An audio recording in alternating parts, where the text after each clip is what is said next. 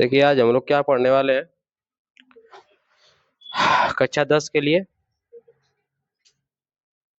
पढ़ने वाले हैं रसायन विज्ञान है ना। देखिए चूंकि ना हम विज्ञान को 3 भागों में कक्षा 10 के लिए बांटते हैं। कितने भागों में? 3। कितने भागों में बांटते हैं? 3 भागों। सबसे पहला अगर शुरू हो आधार तो रसायन विज्ञान शुरू होता है, बीच में जीव जीव विज्ञान है और अंतिम में क्या है? भौतिक विज्ञान। अंतिम में भौतिक विज्ञान है ना, देख लीजिएगा, चेक कर लीजिएगा, बीच में भौतिक विज्ञान है। हाँ, तो ऐसे ही करके प्रोसेस है। हम उसमें से हम बायोलॉजी भी शुरू कर दिए हैं और फिजिक्स पहले पढ़ा रहे थे क्योंकि थोड़ा सा इंटरेस्टिंग आपको लगेगा। क्योंकि हमारे पास जैसे हिंदी आप पढ़ते हैं ना, उसी तरह से हमारे पास केमिस्ट्री है। हिंदी से ज्यादा बड़ा कुछ है नहीं इसमें, है ना। जैसे आप हिंदी की कोई भाषा कोई कहानी पढ़ते हैं बाबू ना, थोड़ा सा आपको नाम लर्न करना पड़ता है, लेखक कौन है, उनके कौन कौन सी रचनाएं हैं। उसी तरह से इसमें भी थोड़े थोड़े नाम लर्न करने पड़ेंगे आप लोगों को, है ना। बात समझ में आई? और जरूरी भी। अब इसको देख के आप भड़किए मत, ये तो पेरियोडिक टेबल है ना। आवर्त सारणी जिसकी खोज मेंडलीफ ने की थी, ये अलग चीज है। मेंडलीफ ने इसको परमाणु इलेक्ट्रॉनों की संख्या और परमाणु क्रमांक के आधार पर सजा दिया था, है ना। और उसके साथ साथ तत्वों को 4 भागों में बांट दिया था, जिसे हम लोग क्या कहते हैं बाबू? जिसे आवर्त सारणी के आवर्त कहते हैं। क्या कहते हैं? आवर्त। आवर्त चूंकि हमारे पास 7 से उन्हें 4 भागों में बांट दिया गया। SPDF के बारे में ये सब सारी चीजें अलग है ना। ये आप कक्षा 10 से शुरू करेंगे, 10 में तो है ही नहीं है आपके पास इलेक्ट्रॉन सभी तत्वों के बारे में जानकारी लेना, लेकिन जब 11th में पहुंचेंगे और 12th में पहुंचेंगे ना, तो इन सभी के बारे में आप जानेंगे। तो इससे परेशान नहीं होना है, क्योंकि हम आप लोगों की एक्स्ट्रा क्लासेस भी लेंगे जिसमें सारे तत्वों, एक एक तत्वों का हम कुछ संकुचन करेंगे और उसके विस्तार को अच्छे से देखेंगे, है ना। एक एक तत्वों को भी। समझ में आई बात है? बात समझ में आ रही है?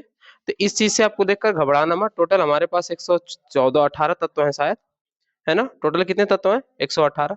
ये हमारे पास नीचे कौन सा ब्लॉक है? F ब्लॉक, जिसमें 30 तत्व हैं। ऊपर से हमारे पास ये वाला जो यहाँ से ब्लॉक है वो P ब्लॉक है, जिसमें 37 तत्व हैं। यहाँ से यहाँ तक जो हमारे पास D ब्लॉक है उसमें कितने तत्व है? 38। और यह वाला आगे हमारे पास ब्लॉक है जिसे S ब्लॉक कहते हैं, इसमें 13 तत्व है ना। टोटल कितने तत्व होंगे? 118। ठीक ना। बात समझ में आई क्या?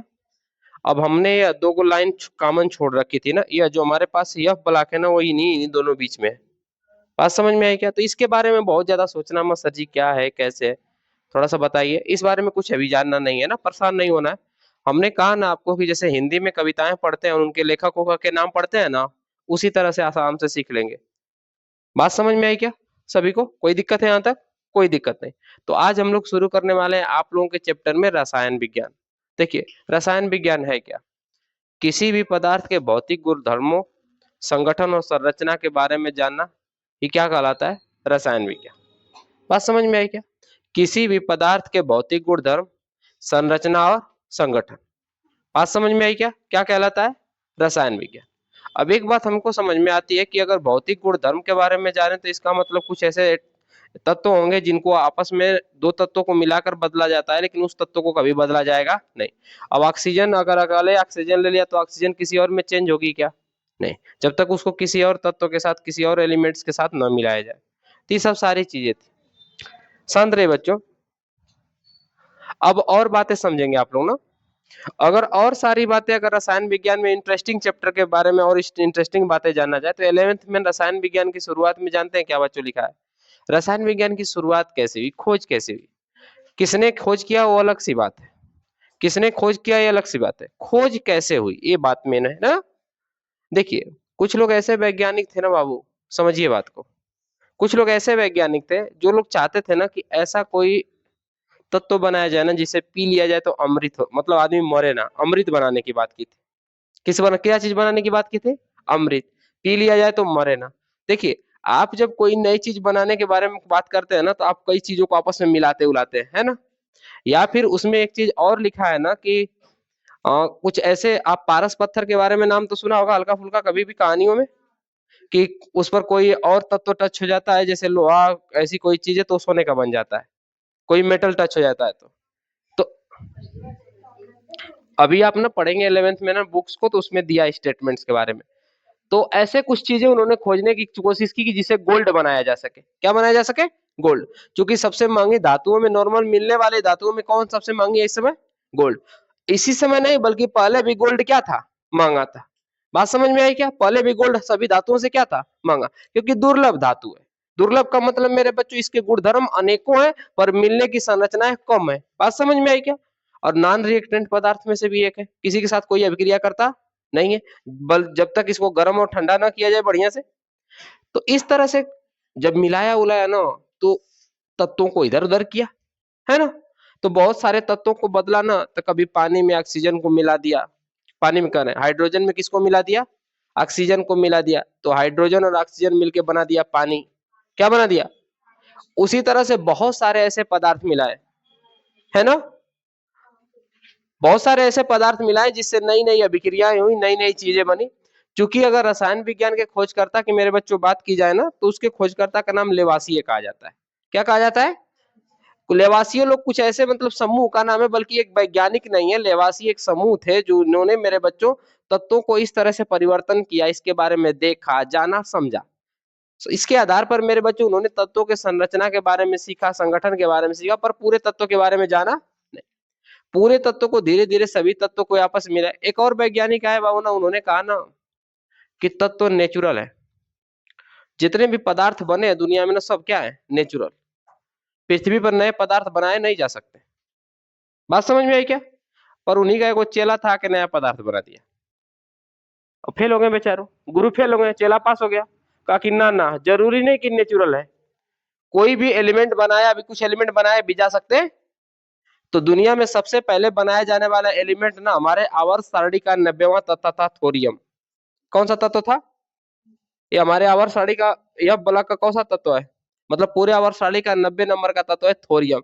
सबसे पहले दुनिया में मानव निर्मित कोई पदार्थ है तो उसका क्या नाम है बाबू? थोरियम। बात समझ में आई क्या? और सारे पदार्थ मानव निर्मित है, लेकिन सबसे पहला मानव निर्मित पदार्थ कौन है यहाँ पे? थोरियम। यह ब्लॉक में जितने भी तत्व है ना, सारे रिएक्टेंट पदार्थ है, हाईली रिएक्टेंट है ना। बात समझ में आई? इसके बारे में समझा ही रहे, हम गलती कर रहे हैं, समझाना नहीं चाहिए इसके बारे में ना, धीरे धीरे करके इसको जान जाएंगे। तो हम आज कक्षा 10 के बारे में रिव्यू करेंगे। एनसीईआरटी की बुक में चैप्टर का कौन कौन सा नाम दिया और कितने चैप्टर हमें बढ़िया से पढ़ने हैं, है ना? और चैप्टर के आधार पर हमें क्या क्या पढ़ना है। तो आइए शुरू करते हैं हम कक्षा 10 के लिए। अब तक की जो बातें हुई और रसायन विज्ञान की सामान्य जानकारियां थी, है ना, कि उसमें क्या क्या पढ़ना है, ना तत्व को मिलाया फिर अलग तत्व बनाया। बात समझ में आई क्या? जैसे यूरिया बन गई, यूरिया में NH2CO NH2 का फार्मूला आ गया, ठीक ना? जैसे फिटकरी बन गया K2SO4 Al2SO4 का था 24H2। ऐसे बहुत सारे ऐसे तत्व बने जिनके अलग अलग फार्मूला थे। फार्मूला क्या होता है, तत्व का बनना क्या होता है? जैसे मैग्नीशियम को हवा में जला दिया तो बना दिया मैग्नीशियम ऑक्साइड। समझ में आई बात है? बात समझ में आई क्या? उसी तरह से बहुत सारे ZnSO4, बहुत सारे तत्व बने। नमक का निर्माण हुआ, यूरिया का निर्माण हुआ, बहुत सारे तत्वों का निर्माण हुआ। और जितने भी बच्चों ये निर्माण है ना, सारे किसके तत्व, किसके संबंध में आते हैं? रसायन विज्ञान के संबंध में। किसके संबंध में आते हैं? रसायन विज्ञान। तो हमने आपसे कहा था बाबू ना कि हम पढ़ाएंगे, आपको समझ में पूरी बातें आएंगी, लेकिन आपको एक बात याद रखना है कि हम जो पढ़ा रहे हैं ना, उसको कहानी और कविताओं की तरह कुछ चीजें याद करना है। जैसे एलिमेंट के नाम, किसी भी तत्व के नाम। क्योंकि पहले चैप्टर में आपको क्या देखना है, दूसरे में क्या देखना है, तीसरे में क्या देखना है, अलग सी बात है। तो आइए एनसीईआरटी के आधार पर जो चीजें आप लोग पढ़ रहे हैं उसके आधार पर हम देखते हैं कौन कौन से चैप्टर है, उन सारे चैप्टर में क्या क्या चीजें हमें पढ़नी है। बात समझ में आई क्या? आइए देखें तब। चलिए, हम पढ़ रहे हैं ना कक्षा 10 के लिए, खासकर कक्षा 10 के लिए। बाकी सभी लोग देखिए, साइंस की क्लासेस, ए बच्चों, साइंस की क्लासेस हुई, इंग्लिश की क्लास हुई, चाहे अन्य मैथ को छोड़कर ना, मैथ कंपलसरी 10 वाली 10 ही पढ़ सकते हैं, लेकिन साइंस की क्लास कोई भी पढ़ सकता है, चाहे वो बायोलॉजी हुई चाहे वो फिजिक्स हुई, है ना। इंटर से लेकर कक्षा 6 से लेकर ऊपर कोई भी पढ़ सकता है, जिसको समझ में आ रही है। केमिस्ट्री भी कोई भी पढ़ सकता है, कोई फर्क पड़ता नहीं है, क्योंकि ये सब जीएस है। जीएस का मतलब जनरल साइंस चल रहे हैं। साइंस में जनरल भी होता है, कुछ बेस्ट भी होता है, और हम जो साइंस पढ़ते हैं मेरे बच्चों ना, बेस्ट साइंस होता है, फिर भी हम उसको जनरल के लिए ले सकते हैं दिमाग में, ठीक है। आइए अब समझते हैं बात को ना। हम अगर सिर्फ बेटा शांत रहेंगे, अगर सिर्फ हम रसायन विज्ञान के चैप्टरों का एनालिसिस कर रहे हैं ना, तो हम इसमें क्या क्या पढ़ेंगे उसको इस आधार पे हम देख लेते हैं कि हमारे पास पहला चैप्टर क्या है? रासायनिक अभिक्रिया एवं समीकरण। इसका मतलब यह कह रहा है ना कि रासायनिक अभिक्रिया में कहने का मतलब क्या है कि नए नए तत्व कैसे बने, क्योंकि अभिक्रिया होगी तभी नए तत्व बनेंगे, और उसके समीकरण कैसे कैसे लिखा जाए। रासायनिक अभिक्रिया कितने प्रकार के होते हैं? ऊष्माक्षेपी अभिक्रिया, ऊष्माशोषी अभिक्रिया, विस्थापन अभिक्रिया जिसे डिस्प्लेसमेंट बोलते हैं, ठीक ना, द्विविस्थापन अभिक्रिया। बात समझ में? ऊष्माक्षेपी और ऊष्माशोषी अभिक्रिया आप लोगों को शायद पता होगा, जिसमें हीट को सोख लिया जाता है और कुछ तत्वों में हीट को बाहर फेंका जाता है। जैसे चूने को, बुझे हुए चूने को पानी में डाल दीजिए तो गर्म हो जाएगा। क्या हो जाएगा? गर्म हो जाएगा, और चूना बुझ जाएगा। इसका मतलब उसमें पदार्थ में जल की मात्रा क्या हो जाएगी? बढ़ जाएगी। बात समझ में आई क्या? अब इसके लिए हम इसमें रासायनिक अभिक्रिया देखेंगे और क्या देखेंगे? रासायनिक समीकरण। इसी चैप्टर में बाबू हम रासायनिक समीकरणों को लिखने के तरीके ढूंढेंगे। किसको लिखने के तरीके ढूंढेंगे? रासायनिक समीकरणों को लिखने के तरीके, कि रासायनिक समीकरण कैसे लिखा जाता है। दूसरी बात, अगर रासायनिक समीकरण लिख रहे हैं ना, तो इसी में पढ़ेंगे तत्वों के संरक्षण का नियम। तत्वों का संरक्षण का नियम और ऊर्जा के संरक्षण का नियम दोनों सेम सेम है। क्या कहता है बाबू? तत्वों के संरक्षण का नियम या ऊर्जा के संरक्षण का नियम कहता है, ऊर्जा के आधार पर देखें आदित्य बेटा, तो कहेगा ना कि जब कोई ऊर्जा खपत होगी तब दूसरी ऊर्जा बनेगी, है ना। वैसे कभी ऊर्जा बनाई जा सकती नहीं है। ऊर्जा बनती नहीं है, नहीं नष्ट होती है। सतत ऊर्जा के संरक्षण का नियम क्या कहता है कि नई ऊर्जा बनाई जा सकती है और नई नष्ट की जा सकती है। ऊर्जा केवल एक रूप से दूसरी रूप में रूपांतरित की जा सकती है। जैसे हमने किसी पंखे में बैटरी डाली और पंखा चल गया। पंखा क्या हो गया? बैटरी डाली नहीं थी तो चला था, क्या कहेंगे? हाथ से घुमा रहे थे। वो भी बताएंगे कि हाथ से घुमा रहे थे, चल रहा था, उसमें कौन सी ऊर्जा जा रही थी। पहले समझिए, बैट पंखा वाला, चाइना वाला देख रहे हैं ना, मुंह पे घुमा रहे पंखा, छुटका छुटका, है ना। अब बैटरी डाली और पंखा चला। बैटरी हमारे पास रासायनिक ऊर्जा है। कैसी ऊर्जा है बाबू? रासायनिक का मतलब उस सेल में संयुक्त ऊर्जा है, तो रासायनिक परिवर्तन से आई है। तो कैसी ऊर्जा हो गई? रासायनिक। रासायनिक ऊर्जा मेरे बच्चों जब पंखे में गई तो पंखे में रासायनिक ऊर्जा विद्युत ऊर्जा में बदल गई। किस ऊर्जा में बदल गई? और विद्युत ऊर्जा जैसे ही पंखे में गई तो पंखा गति करने लगा। पंखा क्या करने लगा? चलने लगा। तो यांत्रिक ऊर्जा में बदल गया। चूंकि ऊर्जा निकली और ऊर्जा में ही बदला, क्या किसी और चीज में बदला? नहीं। अगली बात सुनिए, बल्ब लीजिए, हमने लाइन में खोस दिया। लाइन हमारे पास विद्युत ऊर्जा है और बल्ब जल रहा है किस ऊर्जा के आधार पर? प्रकाश ऊर्जा के। तो विद्युत ऊर्जा किसमें बदल गई? प्रकाश। प्रकाश भी एक प्रकार की ऊर्जा है। क्योंकि अगर प्रकाश को ऊर्जा के बारे में जाने बाबू ना, तो प्रकाश का सबसे बड़ा स्रोत कौन है? सूर्य। प्रकाश का सबसे बड़ा स्रोत कौन है? तो ऊर्जा का भी सबसे बड़ा स्रोत कौन हुआ? दुनिया का सबसे बड़ा ऊर्जा का स्रोत कौन है? सूर्य। बात समझ में आई क्या? जिससे हमें कौन सी ऊर्जा प्राप्त होती है? सौर ऊर्जा, जिसे प्रकाश ऊर्जा भी आप कह सकते हैं। बात समझ में आई क्या? और इतना ज्यादा कि आप सोच भी नहीं सकते। बात समझ में आई? तो आपने विद्युत धारा से किसमें बदल दिया? विद्युत ऊर्जा से प्रकाश ऊर्जा में। अब और सोचिए, आपने जनरेटर लिया। क्या लिया?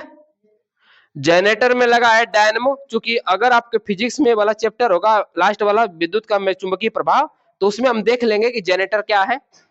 आपने जनरेटर लिया और जनरेटर में लगी कुंडली, मतलब डायनेमो को आपने घुमाया तो डायनेमो बदल गया यांत्रिक ऊर्जा में। यांत्रिक मतलब गति कर दिया।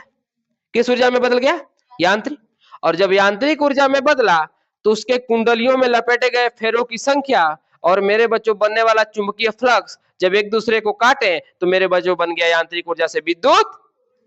तो क्या ऊर्जा बदली? बिल्कुल ऊर्जा बदली। लेकिन मेरे बच्चों एक बात याद रखिए, ऊर्जा खपत हुई नहीं। जब हमने जनरेटर में तेल डालकर उसको यांत्रिक ऊर्जा में बदला तो तेल का खपत हुआ? तेल का खपत हुआ। जो एक स्टीम एनर्जी में बदला, किस एनर्जी में बदला? अगर सही से आप जनरेटर इंजन पढ़ेंगे ना, तो जो तेल पिस्टन पे गिरता है उसमें आग लगता है, और आग लगता है तो भाप उसको तेजी से पिस्टन को क्या देता है? धक्का। और पिस्टन एक गियर बॉक्स से जुड़ा होता है जो किसको, रोटर को क्या कर देता है? घुमा देता है। अब पिस्टन का मतलब मेरे बच्चों इंजन में लगा हुआ एक उपकरण है जो, जिस पर ना जो तेल फेंकता है ना, तेल वही वही पिस्टन पे जाके जलता है। बात समझ में आई क्या? ये अलग चीज है, आप अलग चैप्टर है, इसके बारे में बहुत कम जानेंगे आप लोग, तो बेहतर होगा। तो स्टीम ऊर्जा मेरे, हाँ क्या हुआ? लाइए, पानी का मतलब क्या होता है बाबू? इंजन में एक प्रक्रिया होती है ना, जो पिस्टन को ज्यादा गर्म होती है तो रेडिएटर में पानी डालने का मतलब पिस्टन से घूमकर एक प्रक्रिया में वाटर आता है। वाटर का सिर्फ एक ही काम है कि उसको क्या रखना, ठंडा। क्या रखना, ठंडा। क्योंकि एक समय पर वो इतना गर्म हो जाएगा कि पिस्टन में लगे बेरिंग टूट सकते हैं। बात समझ में? पिस्टन पे रिंग लगी होती है। बाकी आप लोग इतना ज्यादा जानकारी मत रखिए इंजन इंजन के बारे में, ये सब अलग चीज है ना। अभी आप कक्षा 10 के छात्र हैं तो ज्यादा दूर तक मत सोचिए। पर अगर आप लोगों को चाहिए तो मैं किसी दिन एक मोटरसाइकिल का एक इंजन ला के दिखा देंगे, पिस्टन कहाँ होता है ना। ला ये करे, मोटरसाइकिल में भी इंजन होता है। छोड़िए, जाने दीजिए। जब आपके दिमाग में इतना है कि मोटरसाइकिल में भी इंजन होता है, जो भी गाड़ी पेट्रोल या डीजल या किसी फ्यूल से चलती है ना, उस सब में इंजन होता है। लेकिन मेरे बच्चों, जितनी भी चीजें बैटरी से चलती है ना, उसमें मोटर होते हैं। क्या होते हैं? मोटर। बैटरी की ऊर्जा को डायरेक्ट यांत्रिक ऊर्जा में बदलना है, तो मोटर बैटरी से किस में बदल देगा? गति करा देगा उसको। कोई दिक्कत है क्या? तो ऊर्जा के संरक्षण के नियम में मेरे बच्चों ना, एक ऊर्जा दूसरे ऊर्जा में बदली जाती है, बल्कि ऊर्जा खपत होती। अगर आप सोचिए किसी वस्तु को धक्का दे रहे हैं तो आपके शरीर से खत्म होने वाली ऊर्जा क्या है? पेशीय ऊर्जा। बात समझ में आई क्या? कौन सी ऊर्जा? पेशीय, जो आपके शरीर में, शरीर में उपस्थित एटीपी में संचित है। बात समझ में आई? और जब आपकी ऊर्जा खत्म होती है तो आप कार्य करते हैं। जब तक आपके शरीर में ऊर्जा रहती है तब तक आप कार्य करते हैं, और कार्य करते करते समय एक समय आपकी शरीर की ऊर्जा खत्म हो जाती है तो आप कार्य करना क्या कर देते हैं? बंद कर देते हैं। बैटरी से चार्ज खत्म, लाइट जलना बंद, विद्युत कट गया, पंखा चलना बंद, मैं जनरेटर को चलाना बंद कर दिया, शादी में बरने वाली लाइट बंद। बात समझ में आई क्या? सारा मेकअप रद्द। नहीं, लाइट से मेकअप का कौन करेक्शन? अनहरिया में चलेंगी ये तो लगाएंगे रेडियम। रेडियम जो घड़िया में लगता है आदित्य बेटा, जो अंधेरा में चमकता है, एक बार घरे जाके बल्ब के सामने खड़ा होके आएंगी, बस चमकने लगेगा। आप गलती से रेडियम लगा दिए तो फिर मोबाइल मेकअप कर क्या है? इसी की बस। आइए, समझते हैं ना। उसी तरह से मेरे बच्चों ना, इस वाले में हम ना अगर समीकरण पढ़ेंगे ना, तो तत्वों के, जब समीकरण को संतुलन करेंगे, संतुलित करेंगे ना, तो इसमें पढ़ेंगे तत्वों के संरक्षण का नियम। क्या पढ़ेंगे? तत्वों के संरक्षण का नियम। तत्वों के संरक्षण का नियम क्या कहता है कि जब दो या दो से अधिक तत्व मिलकर ना नए तत्वों का निर्माण करते हैं ना, तो जितना तत्वों का परमाणु भार मेरे बच्चों तत्वों को बनते समय रहता है ना, और बनने के बाद उसका परमाणु भार क्या रहेगा? सेम। परमाणु भार क्या रहेगा? सेम। मतलब तत्वों का बनना, बनने से पहले और नए तत्वों को बनने के बाद किसी भी एलिमेंट में एक भी उसके परमाणु एटम्स का खपत होता नहीं है। जितना बनने से पहले होता है उतना ही बनने के बाद, जितना ही अभिक्रिया में अभिकारक होता है ना, उतना ही बनने के बाद मेरे बच्चों अभिक्रिया का उत्पाद होता है। बात समझ में आई क्या? अभिकारक और उत्पाद दोनों की मेरे बच्चों एक जोखने की क्षमता जो होती है ना, जैसे मान लीजिए तराजू पर अगर बराबर आपको जोखना है, तो जिधर इतना वजन रखे है ना, उतना ही इधर भी आप वजन रखेंगे। दोनों का बैलेंस क्या करना है? सेम। पलड़ा एक भी तरफ भारी लूज होना नहीं चाहिए। दुकानदारी मत करने लगिएगा। समझ में आई बात है? तो तत्वों का संरक्षण के नियम के आधार पर क्या करेंगे? समीकरण को संतुलन करना सीखेंगे। और इस चैप्टर का मोस्ट इंपॉर्टेंट थिंग दो चीज है, एक तो विस्थापन अभिक्रिया, और दूसरा तो पदार्थों को क्या करना? समीकरणों को संतुलित करना। क्या करना? संतुलित करना। 4 नंबर का आएगा 4 गो। 4 नंबर का कट आएगा, एक एक नंबर का कट आएगा 4 गो। बात समझ में आई क्या? तो वो एकदम जरूरी है। आपको इसमें कम से कम 20 गो ऐसे समीकरण दिए जाएंगे जिसको आपको संतुलित करके क्या किया जाएगा? बताया जाएगा। बात समझ में आई? और एकदम आप जैसे जोड़ घटाना करते हैं ना, वैसे ही कर लेंगे। जोड़ घटाना गुणा बाकी थे, परेशान होना नहीं। दूसरा, अम्ल, क्षार एवं लवण। एक्चुअल में इस चैप्टर में सबसे खास चीज है पीएच मान ना। पीएच मान क्या है? किसी तत्व को अम्लीयता, क्षारीयता और लवणीयता को गुण को दर्शाने वाला एक वैल्यू होता है, स्केल होता है, जिसे हम कहते हैं पीएच वैल्यू। क्या कहते हैं? PH value. तथा अम्ल कैसे बना, क्षार कैसे बना और लवण कैसे बने, इन सब के बारे में इस चैप्टर में पढ़ेंगे। समझ में आई बातें? इस चैप्टर में इन सभी के बारे में पढ़ेंगे। और खासकर इस चैप्टर में पीएच वैल्यू का महत्व हमें पढ़ना है, जो एग्जाम में हर साल 2 नंबर या 3 नंबर का पूछ देता है कि पीएच मान का महत्व क्या है। बात समझ में आई क्या? दैनिक जीवन में पीएच मान का महत्व। देखिए बाबू, बात ध्यान सुनिए। आप जो पानी पीते हैं ना, उसकी पीएच वैल्यू कितना होती है? जो कोल्ड ड्रिंक पीते हैं उसकी पीएच वैल्यू कितना होती है? इतना तक कि मेरे बच्चों आपके शरीर में अमाशय में जो खाना पच रहा है ना, उसका पीएच वैल्यू कितना होता है? आपको गैस बन रहा है तो क्या पीएच वैल्यू बदला जाना चाहिए? सजीव जी बिल्कुल बदला जाना चाहिए। तब आप लेते हैं इनो। इनो आप जैसे ही पीते हैं आपके पेट में जाकर आपके पेट में उपस्थित पीएच वैल्यू को क्या कर देता है, वन, कम कर देता है। आपके पेट का, आपके अमाशय में उपस्थित मेरे बच्चों तरल एंजाइम का पीएच मान 5 दशमलव क्या होता है, 5 दशमलव। अब मेरे बच्चों जो भी पदार्थ का पीएच वैल्यू 7 से कम होता है उसे कहते हैं मेरे बच्चों अम्ल, 7 से ऊपर तो, और 7 तक, 7 तक तो 7 वाली स्थिति न्यूट्रल होती है। 7 वाली स्थिति कैसी होती है, न्यूट्रल। न्यूट्रल मतलब शुद्ध पानी का पीएच मान कितना होगा, 7। हमारे आंसू का पीएच मान क्या होगा, 7.2 या 7.4 होता है, कितना होता है जी, 7.4, 7. इसका मतलब हमारा आंसू अम्लीय है कि क्षारीय है, कहेंगे सर जी क्षारीय है, क्योंकि 7 से क्या है ज्यादा, और 7 से कम होगा तो क्या होगा, अम्ल। इसका मतलब जितना भी मुंह में लार और बन रहा है ना, उसका पीएच मान 7 से क्या है कम। मुंह में उपस्थित लार का पीएच मान 5.4, पेट में उपस्थित एंजाइम का पीएच मान 5. एंजाइम का मतलब हाइड्रोक्लोरिक एसिड, और इसमें स्वाद भी पढ़ेंगे। और एक चीज और इसमें देखना है बाबू, बात समझिए, ये लिटमस पेपर को अम्ल कौन सा कलर में बदल देता है, अम्ल जो होता है एसिड लिटमस पेपर को किस कलर में बदल देता है, बल्कि मेरे बच्चों क्षार लिटमस पेपर को कौन से कलर में बदल देता है। इन दोनों के बारे में हम लोग क्या करेंगे, देखेंगे। बात समझ में आई क्या, बात समझ में आई क्या। इसमें खास चीज हमारे पास क्या आएगी, पीएच वैल्यू, समझ में आई बातें। हमारे पेट का पीएच मान 5.4, पेट का नहीं बल्कि हमारे पेट में उपस्थित एंजाइम जिसे हाइड्रोक्लोरिक एसिड बोलते हैं HCl, उसका पीएच मान कितना होता है 5.4। और जब पीएच वैल्यू मेरे बच्चों ज्यादा कम हो जाती है तो और एसिटिक हो जाता है हमारा पेट, मतलब गैस बनने लगता है, क्या हो जाता है, गैस।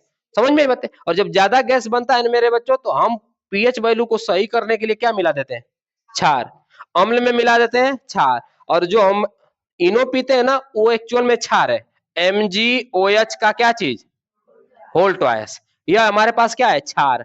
और जब अम्ल को क्षार से मिलाते हैं तो वो न्यूट्रल हो जाता है, क्या होता है न्यूट्रल, मतलब क्या बना देता है, क्या बना देता है। जब अम्ल और क्षार को एक दूसरे के साथ मिलाते हैं तो क्या बना देता है, लवण, क्या बना देता है। बात समझ में आई क्या, बात समझ में आई क्या। तो इसके आधार पर हम लोग देखेंगे पीएच वैल्यू, अम्ल, क्षार और लवण के मेरे बच्चों प्रारूप क्या है, इन सभी के बारे में बेहतर समझेंगे। यह हमारे पास चैप्टर नंबर क्या है 2। उसी तरह से चैप्टर नंबर धातु और अधातु, धातु और अधातु। चूंकि हम सही से पढ़े ना मेरे बच्चों, तो पदार्थ को ना धातु और अधातु में मेरे बच्चों हम इसके संरचना के बारे में सीखेंगे। जैसे धातु के बारे में अगर छोटी सी बात किया है तो वो पदार्थ जिसमें तन्यता का क्या हो, गुण हो। तो रबड़ में भी तो तन्यता का गुण है, कह देंगे धातु है, नहीं तो कुछ और फॉलो भी करना चाहिए। इसका मतलब जो जमीन पे चल रहे वो आदमी है, इंसान, तो गाय भाई जमीन पे ना चल रहे हैं तो कुछ और फॉलो करना चाहिए। अच्छा, जो मेरे बच्चों मानसिक का सही से प्रयोग करे, दिमाग का सही से प्रयोग करे, कहेंगे डॉल्फिन भी तो दिमाग का सही प्रयोग करती है, तो क्या वो मनुष्य हो गई, नहीं। उसके साथ साथ मानव क्रिया विधि के साथ संरक्षण बना सके, मानव के साथ क्या बना सके, अपना संरक्षण बना सके, नियम बना सके। उसी तरह से मेरे बच्चों इस बारे में बात करेंगे धातु और धातु के बारे में ना, तो धातु का अपना गुण है जिसे पीट पीट कर बड़ा किया जा सके। अब सोना मेरे बच्चों छोटी सी धातु है, पर पीट पीट कर सोने को कितना पतला रेशे में बदला जा सकता है, जिसका माला वाला आप देखें ना कितना पतला पतला तार में बनाया जा सकता है। 1 ग्राम सोने को 2 किलोमीटर लंबा खींचा जा सकता है, कितने किलोमीटर, 2। एनसीईआरटी ने नया पारित किया है पिछले साल से 2 किलोमीटर। अरे तो हम बहुत सारी नई चीजों को बदल रहे हैं बाबू, जैसे एनसीईआरटी बदल रही है। हम पहले बताए थे 3 क्योंकि हम पढ़े थे कितने, 3। अब बता रहे हैं 2 क्योंकि एनसीईआरटी बदल दिया, कितने किलोमीटर। अब ले ये हमारे पास सोना भैया नहीं है, हम 1 ग्राम सोना लाएंगे भैया, उसे बढ़िया 1 ग्राम सोना हम बेच देंगे 15,000 में। 1 ग्राम सोना कितने हजार में बेच देंगे, 15,000 में बेच देंगे, तुरंत ही इन्वर्टर लगा देंगे। तो 1 ग्राम सोना के तारने के लिए कहीं तार लेके कौन भाग गया तब उसमें से।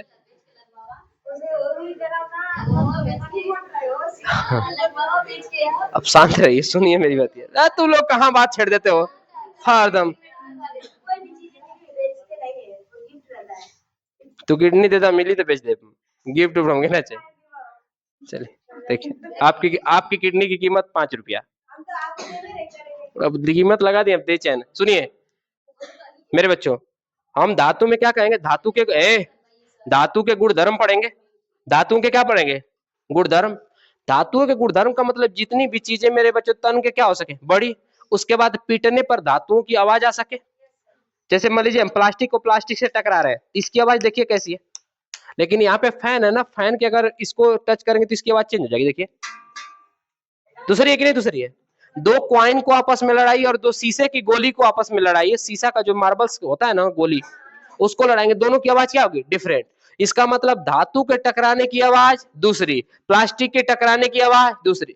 मंदिर में जो घंटा देखे ना, देखिए एक्चुअल में उसका जो ना, देखिए घंटे का एक साइंटिफिक प्रूफ भी है।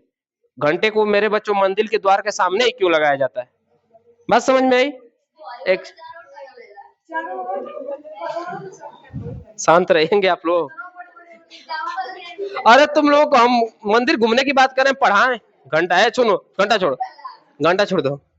समझिए, धातु हो गया, और धातु के अलग अलग गुण होते हैं। जैसे किसी भी धातु में करंट फ्लो कराएंगे तो करंट आराम से फ्लो हो जाएगा, मतलब विद्युत धारा का सुचालक होती है। विद्युत धारा क्या होती है? सुचालक का मतलब मेरे बच्चों विद्युत ऊर्जा आसानी से क्या हो सके? प्रवाह प्रवाहित, जिसमें मुक्त इलेक्ट्रॉन होते हैं। मुक्त इलेक्ट्रॉन का मतलब इलेक्ट्रॉन आसानी से गमन कर सके। दूसरी बात मेरे बच्चों, उष्मा का भी क्या होती है? सुचालक। उष्मा का मतलब हीट होता है। उष्मा का मतलब क्या होता है? उष्मा का मतलब क्या होता है बाबू? हीट। हीट का मतलब सुनिए, ये हमारे पास पेन है मेरे बच्चों ना, पेन को यहाँ पे गर्म करके जलाएंगे पिघल जाएगा, पर ये हिसवा गर्म ना होगा। पकड़ के आराम से जला सकते हैं चूल्हे में डाल के, नहीं जला सकते हैं जी। माटी भी खाती होगी तुम, बचपना इसे बतिया रहे, ईट की पत्थर खाने वाले। शांत रही, आई समझे? शुतुरमुर्ग इधर सुनो, शुतुरमुर्ग सुनो, इसको गर्म करेंगे तो क्या ये ईसा भी जल्दी गर्म हो जाएगा? ये पिघलेगा, बाद में हीट जनरेट होगा तो हल्का हल्का धीरे धीरे गर्म होगा। लेकिन लोहा को यहाँ गर्म करेंगे ना, यहाँ पे, तो ये ईसा भी क्या हो जाएगा? हो जाएगा कि नहीं? कुछ नहीं करना है, पलटा लेना है, कलछुल पलटा ले लेना है और कुकर में डाल के छोड़ देना है थोड़ी देर। अरे भाई गर्म नहीं हुआ, आगी वाला आगी पर रख दिए चूल्ही पर, अब तो आंच लगी तो गर्म होगा ना, पूरा गर्म हो जाए ना। वैसे भरोसा है तो पलटा को चूल्ही में डाल दीजिए, अब तो गर्म होगा माथे लेना। सुनिए, पूरा नहीं है, लोहा को ना इस एरिया में गर्म करेंगे ना, धीरे धीरे बगल में भी क्या हो जाएगा, क्योंकि इसमें इलेक्ट्रॉन क्या होते हैं? मुक्त होते हैं। यहाँ गर्म करेंगे तो बगल वाले इलेक्ट्रॉन उसके बगल वाले इलेक्ट्रॉन को क्या करेंगे? गर्म। ऐसे ऐसे करते करते पूरा क्या हो जाएगा? गर्म। पानी में भी मुक्त इलेक्ट्रॉन होते हैं जो एक दूसरे को फ्लोट करके, चूंकि हमारे पास पानी लिक्विड है तो एक दूसरे को, जब पानी को गर्म करेंगे ना जार में, तो देखेंगे नीचे का बुलबुला ऊपर जा रहा है, ऊपर का बुलबुला कहाँ आ रहा है? इसका मतलब जो बुलबुला गर्म हो रहा है, जिसके इलेक्ट्रॉन हीट हो रहे हैं ना, तो हल्के होते हैं, हल्के इलेक्ट्रॉन कहाँ भागेंगे? ऊपर, और भारी इलेक्ट्रॉन कहाँ आएंगे? यही कारण है बाबू ना आंधी का आना। आप लोग अभी तक नहीं जानते सर जी आंधी कैसे आती है ना, आंधी का यही कारण है आना। सुनिए, जब अभी मतलब आंधी नहीं बताया तेरे, पूछे तूफान, बाद में पूछ दोगी जलजला, फिर पूछ दोगी सुनामी, क्योंकि ये लड़की मतलब वहीं तक है जहां तक भेज सकते हैं भेज दे। हाँ भूकंप पूछ रहे, समझिए ए बाबू, आंधी का आना सेम यही कारण है। जब ना मेरे बच्चों हवाएं गर्म होती है ना, तो हल्की हवाएं ना, गर्म गर्म हवाएं हल्की होंगी, तो ठंडी हवाएं क्या करेंगी? उसी हवाओं का क्या स्थान घेरेंगी? तेजी से आके, और ठंडी हवाएं ऊपर फट से भागेंगी। तो जब तेजी से ठंडी हवाएं स्थान घेरेंगी ना, तो जब वो ठंडी हवाएं तेजी से आएगी तो आंधी आ जाएगी। क्या आ जाएगी? आंधी। गर्म हवाएं जल्दी जल्दी क्या हो जाएगी? निकलने लगेंगी। तो आप देखेंगे ना ठंडियों में आंधी नहीं आती है, क्योंकि ठंडियों में सारी हवाओं का टेम्परेचर सेम सेम हो जाता है। ठंडियों में आंधी आती है जी? नहीं। गर्मियों में आंधी देखेंगे हरदम आएगी, क्योंकि जब मौसम में वायुमंडल द्वारा गर्म किए गए हवाओं का, हवाएं जब हल्की होती है तो ऊपर भागती है, और ठंडी हवाएं उसका क्या करती है? जगह। आप देखेंगे किसी मकान में ना एग्जॉस्ट फैन जो होता है, वो मकान में ना नीचे के भाग पे नहीं लगाया जाता है, बल्कि ऊपर लगाया जाता है, ऊपर किसी खिड़की पे। क्यों? क्योंकि गर्म हवाएं ऊपर उठ के जाएंगी और एग्जॉस्ट उसको क्या कर देगा? बाहर कर देगा, और ठंडी हवाएं आराम से आके नीचे से जगह घेर लेंगी। देखे ना देखे हैं? क्यों नहीं नीचे वहां लगा देता है, चलो दूरिया पंखा चालू कर देते हैं, एग्जॉस्ट बन जाएगा, वो ठंडी हवा को ही बाहर निकाल के फेंकेगा। बात समझ में आई क्या? ये सब चीजें समझ में आई? तो हम इसमें क्या पढ़ने वाले? धातु और अधातु। अधातु में हम कार्बन भी पढ़ेंगे, पर कार्बन को यहाँ सिर्फ पढ़ेंगे, पर असली कार्बन को और उसके यौगिक को यहाँ पे देखेंगे ना। और अधातु होते हैं, जैसे लकड़ी भी क्या है? अधातु। ग्रेफाइट भी क्या है? अधातु। हीरा भी क्या है? हीरा क्या है? दुनिया की सबसे सॉलिड कोई एलिमेंट है, सबसे कठोर, लेकिन क्या है? अधातु। सब क्या है? अधातु। क्योंकि हीरा चमक सकता है बाबू, तो मेरे बच्चों धातु भी तो क्या होते हैं? चमकते हैं। अगर धातु के बारे में आपसे बेहतर पूछा जाए मेरे बच्चों ना, तो पूछा जाएगा ना ऐसी कोई सॉफ्ट धातु जिसे चक्कू की मदद से क्या किया जा सकता है? काटा जा सकता है। तो आप सोडियम को काट सकते हैं, सोडियम को काट सकते हैं। इतना तक कि और सारे धातु हैं उसको भी क्या कर सकते हैं, चाकू से काट सकते हैं। ये भी पूछ सकता है कभी कभी कि कोई ऐसा धातु जो लिक्विड फॉर्म में पाया जाता है रूम टेम्परेचर पर, कहेंगे मरकरी। मरकरी, मरकरी मतलब आओ Hg, मरकरी मतलब Hg। और Hg हमारे आवर्त सारणी का कौन सा तत्व है मेरे बच्चों, 80वां तत्व है।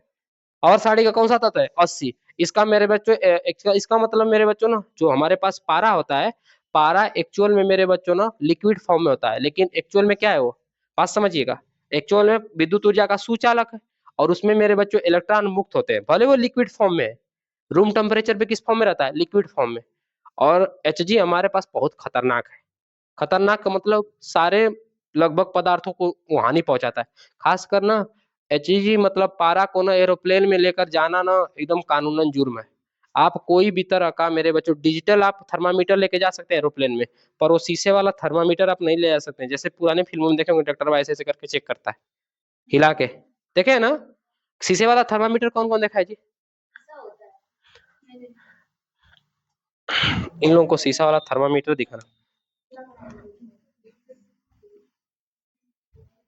शीशे वाला थर्मामीटर ना बड़ा नहीं होता है, छोटा होता है। यह आगे ना थोड़ा सा ना धातु का कोई लगा रहता है पिन, और इसमें ना नंबरिंग लिखा रहता है। और पतले पाइप में ना इसमें क्या भरा रहता है, पारा। क्या भरा रहता है, पारा। पारा एक्चुअल में ना है बेटा, अभी भी है ना, इसी को शीशे वाला थर्मामीटर कहते हैं। ये जो डॉक्टर यूज करते हैं वो डिजिटल है, क्या है, डिजिटल। इसमें डिग्री सेल्सियस लिखा रहता है, पारे वाले में क्या लिखा रहता है, डिग्री सेल्सियस। डिजिटल वाले में फ़ारेनहाइट लिखा रहता है ना, क्या लिखा रहता है, फ़ारेनहाइट। तो अलग सारी चीजें हैं सब, अब बाद में देख लेंगे वो सब। ये बेटा इधर समझिए, ये हमारे पास केमिस्ट्री का आखिरी चैप्टर है ना, कार्बन एवं उनके यौगिक। इसका मतलब हम पढ़ेंगे कार्बन। कार्बन मतलब कार्बन एक अधातु का ही रूप है, और उनके यौगिक भी देखेंगे। क्या देखेंगे, उनके यौगिक। यौगिक का मतलब उनसे कौन कौन चीज जुड़ रहा है, कैसे जुड़ रहा है, बात समझ में आई। जिसमें हम सबसे ज्यादा क्या पढ़ेंगे, IUPAC नामकरण। क्या पढ़ेंगे, IUPAC नामकरण। चूंकि IUPAC नामकरण ही एक ऐसा चीज है बाबू जिसमें कार्बन को हाइड्रोजन के साथ जोड़कर, क्लोरीन के साथ जोड़कर, अन्य तत्वों के साथ जोड़कर उनके अलग अलग नाम दिखाए जाते हैं। और ये भी जो एग्जाम में आपके लिए IUPAC नेम जो इसमें आएगा ना, सबसे ज्यादा मोस्ट इंपॉर्टेंट है। 4 गो पूछेगा, एक एक नंबर का कट है, 4 गो, एक एक नंबर का कट है 4। बात समझ में आई क्या। IUPAC नेम बल्कि खास नहीं, बल्कि इतना खास है बाबू ना कि पूरे इंटरनेशनल लेवल पर भी IUPAC को मान्यता प्राप्त है।